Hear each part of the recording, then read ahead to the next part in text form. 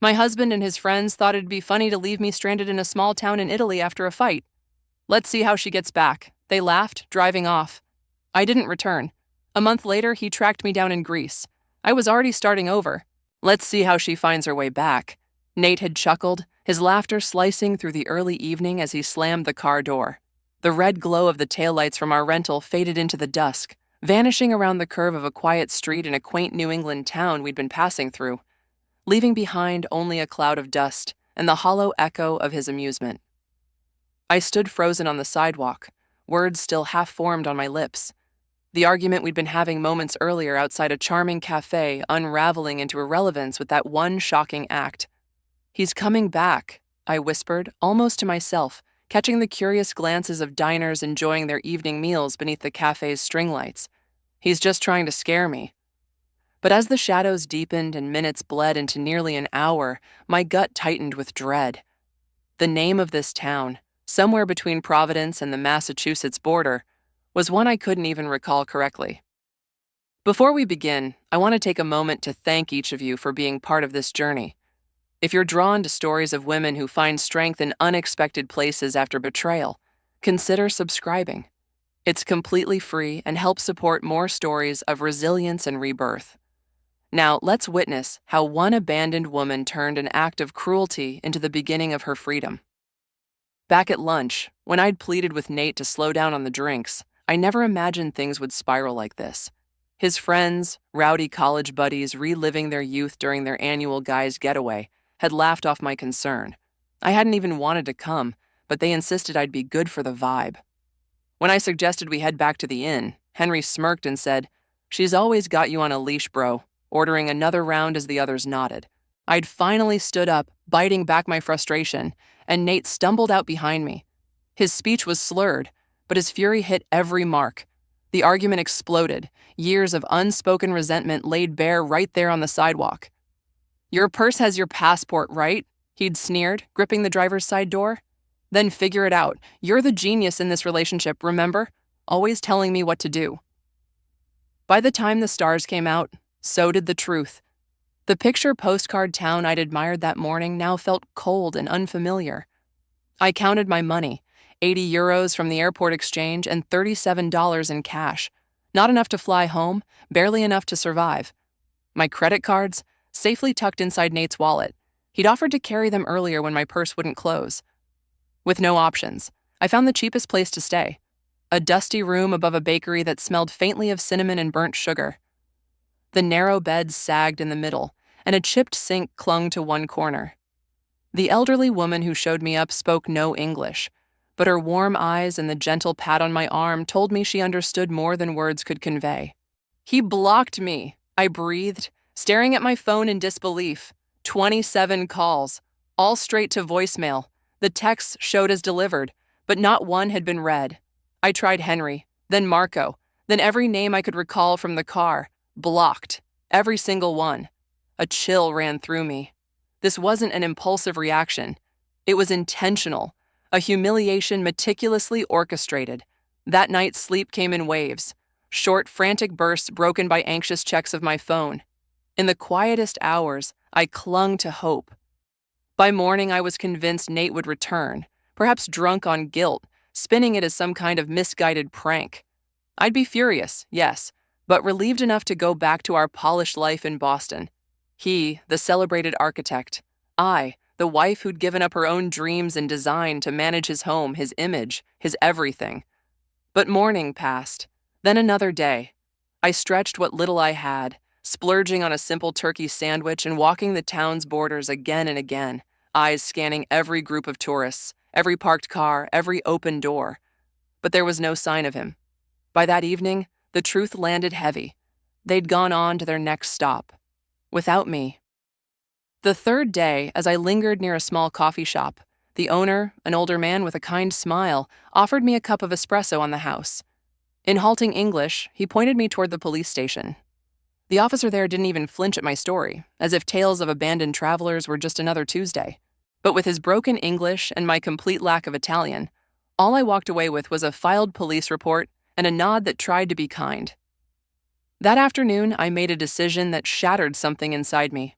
Standing in front of a cluttered pawn shop window on a cramped Florentine street, I slipped off my wedding ring, the one Nate had replaced on our 5th anniversary with a sparkling 2-carat diamond, a far cry from the humble gold band we'd started with. The man behind the counter examined it with practiced detachment and offered me a fraction of its true worth, but enough to fund whatever came next. Maybe go to America? Call your family, he suggested as he slid the euros across the counter. I nodded, but inside I was quietly building another plan. Family meant confession, meant listening to my mother's inevitable, "I warned you," about Nate's temper. It meant returning to friends who'd witnessed the cracks in my marriage I'd worked so desperately to conceal with practiced smiles and half-truths. The bus terminal hummed with low conversation and flickering fluorescent lights. I stared up at the digital board showing destinations I'd only ever seen in glossy pages of travel magazines. One overnight ride to Rome could connect me to a ferry, another bus, routes that led to places where Nate and his circle would never think to search, even if they bothered. My thumb hovered over my father's contact. One call and he'd wire money for a flight back to Atlanta.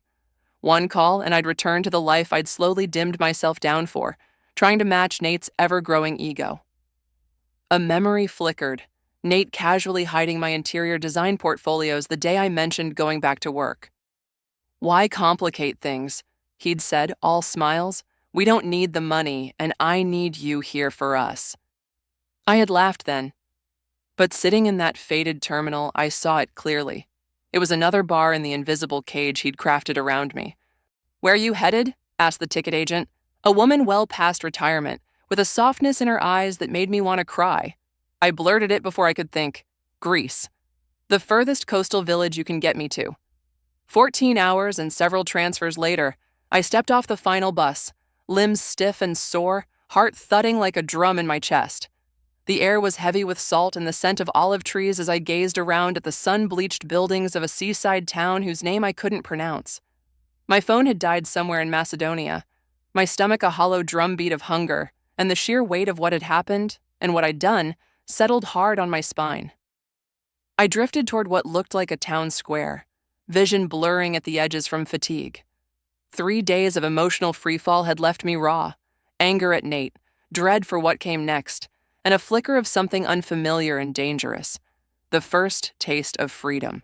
I had enough euros for maybe 2 nights in the cheapest room I could find. Beyond that, no plan, no familiar faces, not even the vocabulary to ask for directions beyond a shaky please and thank you.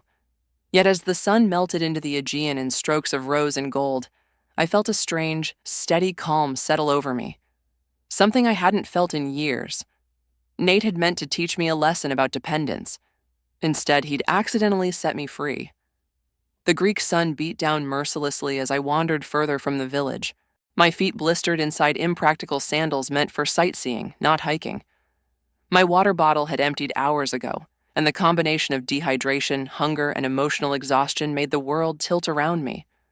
Silver-green trees lined the dusty path, their leaves shimmering like coins in the breeze.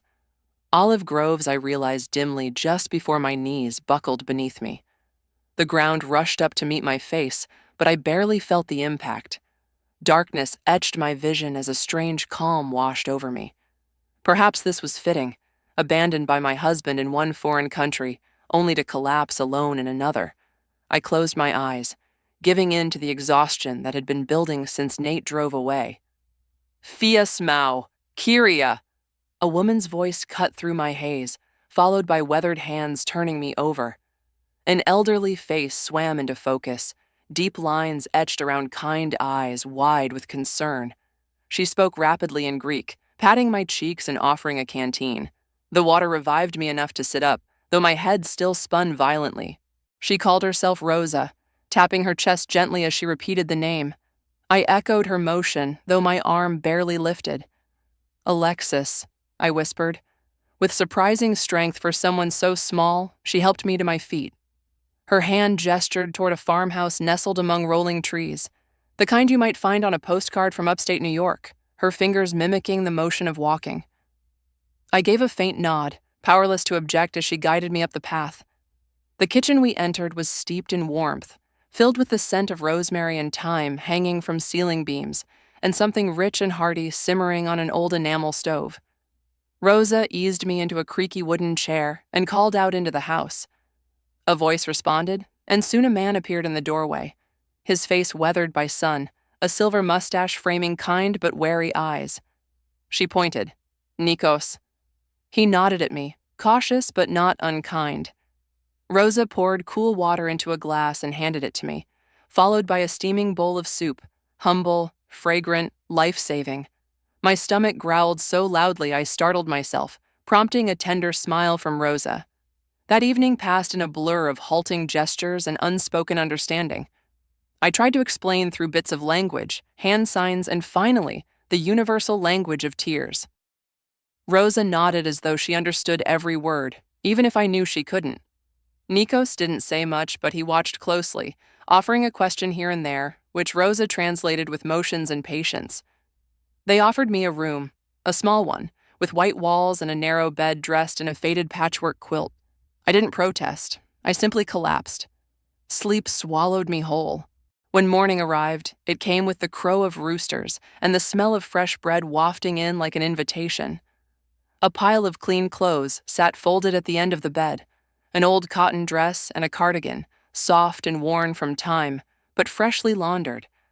They hung loose on me, but felt better than the travel-stained clothes I'd lived in. Downstairs, Rosa lit up when she saw me. She poured strong coffee and served thick slices of warm bread with a drizzle of honey and a glint of olive oil. As sunlight brightened the room, shame crept in. These strangers had taken me in, clothed me, fed me, no questions asked. I needed to explain, to pay, to leave. With my phone now recharged, thanks to an adapter Nikos had produced like magic, I typed my gratitude into a translation app and tried to explain that I intended to return to the village. Rosa's face fell. She shook her head hard, pointed to the window where rain now tapped steadily, and then to my blistered feet. "Stay," she said firmly. "Rest." One of the few English words she knew, but the meaning ran deep. Over the next 3 days, I tried to leave more than once, but each attempt was gently intercepted. Once, as I reached for my purse and slipped on my shoes, Rosa appeared at the door, her face etched with hurt. She reached for my hand and led me to a wooden box on the mantel. Inside, a collection of photographs. Her fingers trembled as she pointed to a young woman. Those were Rosa's eyes, Nikos's smile. "Sophia," she said softly. Then she gestured far away. "Australia." Her hands cradled an invisible baby, then measured a small height. "Grand baby," she managed, pointing to a newer photo of a laughing infant. "No, see." In that moment, I understood. I wasn't just a guest. I was a shadow of someone lost, a ghost filling a hollow space. But instead of feeling manipulated, I felt cracked open by her grief. I gave a small nod and quietly returned my purse to its hook. Each day began to settle into a rhythm. Rosa taught me to collect eggs without startling the hens, to hang laundry so the breeze off the Catskills dried it just right. Nikos walked me through the garden, teaching me to distinguish weeds from vegetables, gently correcting me when I mistook parsley for something to discard. The work was physical, a far cry from my tidy life back in Boston. My hands, once manicured, grew rough. Muscles I'd never felt in yoga or Pilates began to burn. And yet, something in me, long dormant, awoke. The noise in my head, the grief and shame and rage over what had happened, began to dim. Instead, my world was filled with simpler things. Dirt under fingernails, the laughter of chickens, Rosa humming while she kneaded dough. At night, we sat on the porch, Rosa knitting, Nikos puffing on a pipe. I found myself breathing easier. The wound Nate left still throbbed. But in this quiet place, under the weight of the stars and the rhythm of farm life, it began to feel less like a tragedy and more like a fork in the road. 2 weeks after I first arrived, Rosa and I sat shelling peas in the late afternoon sun. She studied my face, her eyes soft, and then asked carefully in her halting but improving English, "Home? You want go home?" She motioned outward with her hand, then toward the sky. "America." The word hit like a stone dropped in still water. Home. I saw our sleek brownstone in Boston with its polished furniture and curated art. And I saw Nate, his patronizing tone, the way he helped manage our finances until I had nothing in my own name, how he subtly alienated me from my friends, how he'd laughed when I mentioned going back to work. Tears streamed down my face, words tumbling from my lips in a language Rosa didn't fully grasp. But the sorrow behind them didn't need translating. I spoke of Nate's betrayal, of the quiet sacrifices I'd made over the years to keep the peace, and of the cruel sting of being left behind like forgotten luggage in a place I didn't call home. Rosa reached across the table, her time-worn hand resting gently over mine. When I'd finished, she tapped her chest, gestured around the farm, then pointed to me. The meaning was simple, but profound. I was welcome here. Work, I said slowly, mimicking Nikos's motions among the olive trees. I stay. I work. Rosa's face lit up with a smile as soft and radiant as the sun cresting over the Blue Ridge Mountains. She nodded firmly and gave my hand a warm squeeze before turning back to her peas, as if we'd just finalized something as routine as what to cook for dinner, instead of rewriting the course of my life. That morning marked the first step of my unexpected education in olive farming. Before the night had even loosened its grip on the sky, Rosa gently woke me, handing over a pair of worn jeans, a flannel shirt, and sturdy work boots that had once belonged to Sophia. Bleary-eyed, I followed her and Nikos out to the grove, where the faintest streaks of dawn peeked through the silhouettes of the trees. "Ellis," Elena said, pointing to the heavy branches. She showed me how to use the wooden rake, combing gently so the olives would fall neatly onto the nets we'd spread below. My first attempt brought down a shower of leaves and twigs, and barely any olives at all. Nikos offered a patient correction, showing me again with calm precision. By midday, the southern sun bore down fiercely, and my shoulders ached with unfamiliar effort. My hands, soft from years of city life, now bore the sharp sting of their first blisters. "Boston hands," Elena teased kindly as we paused for lunch, inspecting my palms. She disappeared into the farmhouse and returned with a balm that smelled of beeswax and rosemary. It cooled the burn instantly as she rubbed it gently into my skin. "Tomorrow better," she said, and to my surprise, she was right.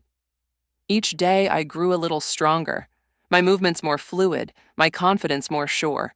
My hands grew tougher, my rhythm steadier. Within weeks, I could work alongside them from dawn until dusk, wordlessly contributing to the growing mounds of fruit with a quiet sense of pride. But it was the sorting that tested me most. Under the shade of a grapevine-draped pergola, we sat for hours, separating olives by quality. The flawless ones were set aside for high-grade oil, the slightly bruised for table use, and the damaged ones for soap. At first, Rosa hovered, gently correcting my every misstep. Over time, the corrections became fewer. I learned to see what she saw. "You learn fast," Nikos said one evening, his English improving as quickly as my Greek. It was the highest praise I'd received, and it filled me with a warm pride I hadn't felt in years. But my education didn't stop at the Grove. It reached into Rosa's kitchen, too, a place that had once overwhelmed me with its lack of gadgets and recipes. In Boston, I'd fancied myself a decent cook. Gourmet magazines, elegant dinner parties, Nate's colleagues impressed. But Rosa's cooking wasn't about technique. It was memory. It was instinct. "Watch," she'd say, her hands moving rhythmically as she kneaded bread dough with practiced grace. I tried to follow, but my first loaves emerged from the stone oven looking more like abstract sculptures than food. Elena never laughed. "Practice," she said softly, breaking off a piece to taste even my worst failures. "All learning is waste." It shook something in me, this gentle reverence for imperfection. Back home, failure had been shameful. Here, it was part of the process. Meals here were a revelation.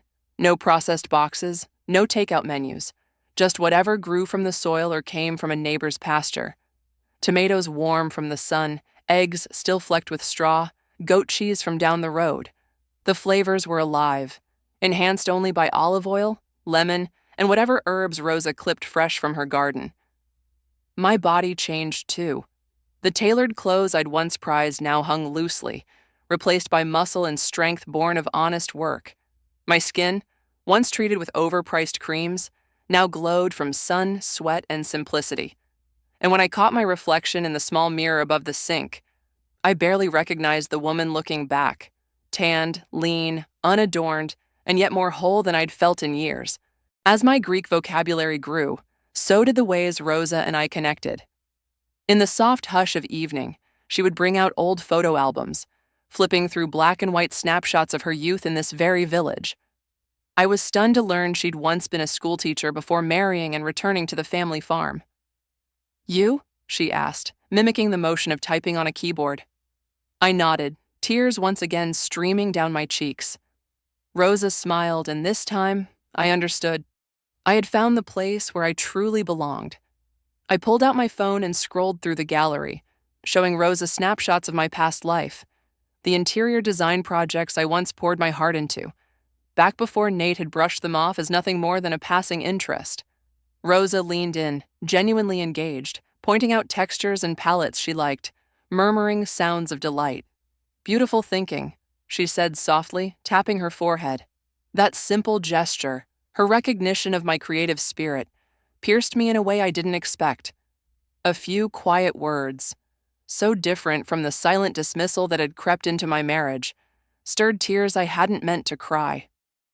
One gray afternoon, while the rain tapped gently at the windows, Rosa taught me how to knit. Her patience never wavered, even as I dropped stitch after stitch, my fingers clumsy and uncertain. When I finally finished my first scarf, bumpy, crooked, imperfect, I wrapped it around my neck with a sense of pride that far outshone any designer cashmere Nate had ever gifted me. I had made this, with my hands. From that moment, I was hooked. A clay mug shaped under Nikos's steady hand, a woven basket crafted with the help of a neighbor. Each piece became a keepsake of effort and connection, worth more than any luxury item could ever be. With each new creation, I began letting go of the need for perfection. These humble handmade objects told stories of learning, of belonging. After 3 months of helping Rosa and Nikos without pay, save for warm meals and a roof over my head, they called me over one morning. Together, they led me to a small outbuilding where rows of olive oil bottles gleamed under soft light. It was their entire stock from the latest harvest. Rosa pointed to a date circled on the calendar. "Market day. You come," she said. The village square buzzed with life. Farmers shouting greetings, the scent of herbs and fresh bread in the air, handmade crafts spread across wooden stalls. Rosa and Nikos laid out their table with care, displaying glistening bottles of oil, bars of olive soap, and jars of preserved fruit. To my surprise, they nudged me to the front, urging me to greet the customers. My Greek was clumsy, and their English wasn't much better, but we found laughter in the gaps, and the sales kept coming. By sunset, Rosa pressed a small envelope into my hand. "Your part," she said. "Fair work, fair pay." I stared at the modest sum, barely enough for an appetizer at the upscale bistros Nate used to take me to. But to me, it was everything. For the first time in years, I had earned something through my own hands.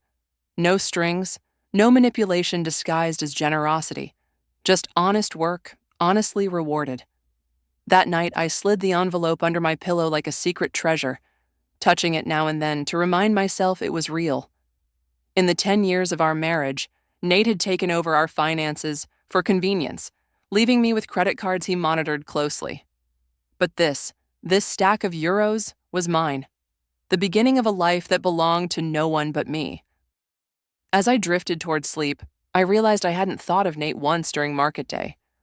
My head was too full of Greek phrases and the subtle pride of seeing customers walk away with something we had made. The space he used to take up in my mind was shrinking, replaced by hours in the grove and quiet lessons in the kitchen. The following week, Rosa and Nikos invited me to dinner at the taverna on the village square. It would be my first real outing since arriving. Wearing a blouse Rosa had lent me, I felt the flutter of nerves as we stepped into the lively restaurant. The owner Stavros greeted them with booming hugs, then turned to me with curious eyes. "Our American," Rosa said proudly in Greek, a phrase I'd learned well by now. Stavros beamed and led us to their regular table. As plates of grilled trout and glasses of local wine arrived, Nikos cleared his throat and spoke carefully. "Alexis, we want talk business with you." I stiffened. Had I done something wrong? Was it time to go? Rosa reached across the table and patted my hand before continuing. We old now. 68, 70, she said, gesturing between herself and Nikos. No children here, Sophia not coming back. Nikos nodded. We think retire soon, 2 to 3 years. But olive trees... He swept his hand as if gesturing across time itself. 200 years old. Need young hands. My breath hitched. Could this really be happening? Rosa smiled, her eyes warm. You learn fast. Work hard, we teach everything. Then, she opened her hands wide as though presenting a gift. Business yours. I was stunned. They barely knew me. Just a stranger who'd stumbled into their lives. And yet here they were, offering me something I hadn't even dared to dream. But I don't know enough, I said. The trees, the pressing, the business part. You learn, Nikos said gently but firmly. We teach. No rush. That night, everything shifted. I was no longer just an extra set of hands. I was being entrusted with a legacy. Every morning, Nikos walked me through different parts of the grove, teaching me how soil, sun, and harvest timing all shape the taste of the oil. He showed me how to spot diseases early and when to prune with precision. Rosa, meanwhile, introduced me to the books, the mix of handwritten ledgers and simple spreadsheets their grandson had set up years ago. The system was solid but outdated. I saw a way to contribute. In the evenings, I updated their records, organizing sales data and inventory into digital files. One night I showed Rosa how to filter for trends. Look, I said, pointing out which oils sold best in which towns. Her eyes lit up. Smart, she said with a grin. Boston lady brain, good for business. With their blessing, I began to tweak a few things here and there. Small, steady improvements to marketing and outreach. Our hand-labeled bottles now boasted freshly designed tags, full of detailed tasting notes and suggested food pairings. Insights I'd absorbed during countless afternoons cooking beside Rosa in her sun-drenched kitchen. I'd also put together a small brochure, nothing fancy, just a warm introduction to their time-honored methods, answering the questions tourists always seemed to ask when they wandered over to our booth at the Saturday market. My Greek was improving, slowly but surely, and that opened doors outside the warm circle of Rosa and Nikos. The local pharmacist, who supplied Rosa's blood pressure meds, started lingering at our stand, chatting about everything from olive harvests to American baseball. The baker's wife invited me to her weekly coffee clatch with the village women, a gathering I found both terrifying and priceless, a masterclass in local customs and linguistic nuance. Stavros, the silver-haired owner of the taverna, became an unexpected ally. He began serving our finest oil in elegant glass cruets right on each table, our new labels catching the candlelight. Good for you, good for me, he quipped with a wink when I thanked him. Word got around fast. Within weeks, 2 other restaurants from nearby towns reached out, asking if they could carry our oils too. 6 months into this life, I was slowly stitching together. I stood in the back pew of a tiny church, watching the baptism of the butcher's granddaughter, my first proper village celebration. My throat tightened as I watched the ceremony, the community woven together like threads in a handmade quilt. Afterward, the elderly priest shuffled over and greeted me, switching to slow, thoughtful English he'd learned decades ago at seminary in Boston. You bring new life to Old Grove, he said, his eyes warm beneath bushy white brows. Village needs new blood. Young ones go away, you stay. That moment seemed to sweep away the last bit of hesitation. Invitations soon flowed with ease, to beach bonfires, to name day feasts, even to the committee meeting for the town's summer festival. Each one another stitch in the fabric of belonging. Yana, the weaver whose market stall stood beside ours, became something of a kindred spirit. In her 40s, widowed early, she had a dry wit and an unshakable practicality that reminded me of my old college roommate. We'd chat as we packed up unsold stock, half in Greek, half in her impeccable English, drifting from talk of profit margins to town gossip to quieter, more personal things. One lazy afternoon, she glanced at me and said, "You never speak of America. Family there? Friends?" The question caught me off guard. I'd become so focused on rooting myself here that I'd pushed my old life into a distant corner of memory. My parents passed some time ago, a few friends, but... My voice faltered as I realized how Nate had slowly, methodically, cut me off from everyone. He'd always had a reason. My friends were too needy. My coworkers too opportunistic. Over time, I'd stopped reaching out. Yana nodded slowly. The husband who left you in Italy. You never say his name. Nate, I said at last, the name tasting strange and distant on my tongue. His name is Nate. And he never searched for you? Her directness was oddly comforting after months of Rosa and Nikos gently steering around the subject. I don't know, I said honestly. I haven't checked. My phone... I gestured vaguely. It had mostly stayed off, brought out only to snap a picture or two. I hadn't opened my American emails or logged into any social media. I wasn't ready to face what might be waiting. Yana raised an eyebrow. Perhaps time to look, not for him, for you, to close the door properly. Her words stayed with me. That evening, after Rosa and I finished preparing dinner, I slipped away to my room and turned on the old phone. It took a few tries to connect to the farmhouse's patchy Wi-Fi. My heart thudded as I opened my long-forgotten inbox. Hundreds of unread messages spilled across the screen. I scanned sender names, some familiar, others painful. There were old friends, their subject lines shifting over time from cheerful hellos to quiet concern. A rush of guilt hit me. I'd vanished from their lives without a word, just as completely as I'd disappeared from Nate's. One message caught my eye. A thread from my former design mentor. At the top, job opportunity. The messages below grew more insistent. I opened it. She'd put my name forward for a remote consulting position with a company specializing in sustainable building materials, just as thoroughly as I'd vanished from Nate's. A thread from my former design mentor caught my eye. Job opportunity followed by increasingly urgent follow-ups. Opening it revealed she'd recommended me for a remote consulting position with a sustainable building materials company. She'd once been nothing more than a joke to him, left behind like an afterthought. But the woman now standing in front of him had walked a different path. Rosa stepped closer and gently pressed something into my hand, the partnership agreement we'd both signed months earlier. She didn't understand English, but she could feel the weight of the moment. I unfolded the contract and extended it toward Nate. I have roots here now, legal commitments, a business, people who respect what I bring to the table, not for how I look or who I used to be married to. His face turned crimson, jaw tightening with fury. This is insane. Whatever game you think you're playing, it's not a game. I cut in, my voice calm, steady. I reached into my pocket and pulled out the envelope Katerina had helped me prepare. These are divorce papers, Nate. They've already been filed, terms included. He stared at the envelope like it was radioactive. You can't be serious. You're giving up everything. For this? His hand flung toward the humble stretch of land behind me, dismissing it as worthless. I'm not giving up anything, I said. I'm choosing something better, something real. I stepped forward and placed the envelope into his rigid hand. You left me, Nate. You drove away laughing like I was some naive girl who couldn't survive without you. But I did more than survive. I grew. He grasped the envelope almost involuntarily, his eyes narrowing as disbelief gave way to rage, then something smaller, more fragile, wounded pride.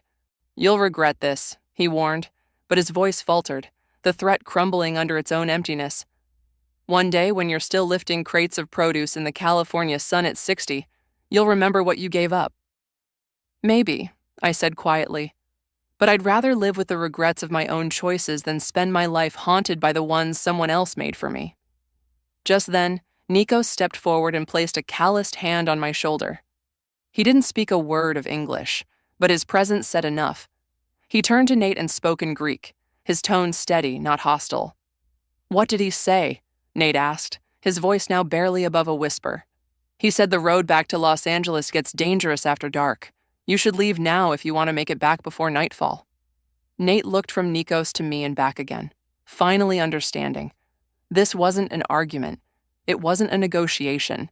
It wasn't even a moment of pause. It was an ending. It was goodbye. Without saying another word, he turned and walked to his rental car, the divorce papers clenched in his fist. We watched as the taillights disappeared down the dusty road. Elena's fingers found mine. Together, the three of us turned back toward the house, my house now, too. There was still work to do, organizing olive oil samples, preparing dinner, checking the stock for tomorrow's farmer's market. My husband had once abandoned me in a foreign land, thinking I'd fall apart, that I'd crawl back the moment I realized how hard life could be without him. Instead, I'd found a place where something new could grow. Stronger, deeper roots than he ever thought me capable of. Sometimes the cruelest actions yield the greatest gifts. Imagined.